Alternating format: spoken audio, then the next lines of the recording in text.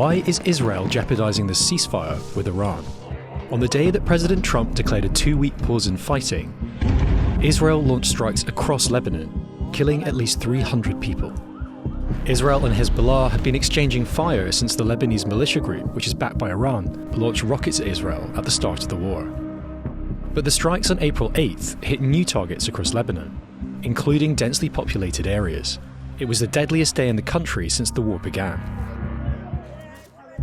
Pakistan mediated the ceasefire between Iran and America and insisted Lebanon was included in the truce. But Israel and America claim Lebanon was not included. I think the Iranians thought that the ceasefire included Lebanon, and it just didn't. There are several possible reasons why Benjamin Netanyahu would want to jeopardize the ceasefire. For a start, Israel has been kept out of the negotiations between America and Iran. It's a snub for Netanyahu, who needs to look strong if he's to win this year's elections. Israeli public support for the war with Iran has declined since the start. Opposition parties have criticised Netanyahu's conduct of the war. התברר שנתניהו לא מסוגל לנצח שום מערכה. נתניהו הגיע לתוצאה הגרועה ביותר. Netanyahu will need to convince voters that Israel has won the wars in Iran and Lebanon. In some military goals, he can claim success.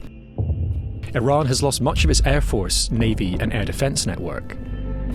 And Israel's missile defence systems intercepted the vast majority of the more than 600 missiles fired by Iran towards Israel. But the war has also damaged Israel's relationship with America.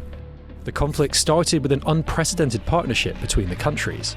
Now, there is a risk that Netanyahu will go from being America's partner to its scapegoat, cut out of negotiations and blamed for the war as well. On April 7th, the New York Times quoted senior American officials who expressed their reservations about Netanyahu's plans before the war.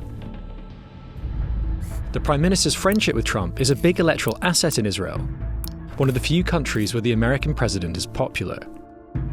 Netanyahu says he's told his cabinet to start direct talks with Lebanon as soon as possible, but he has not withdrawn Israeli troops from the south of the country.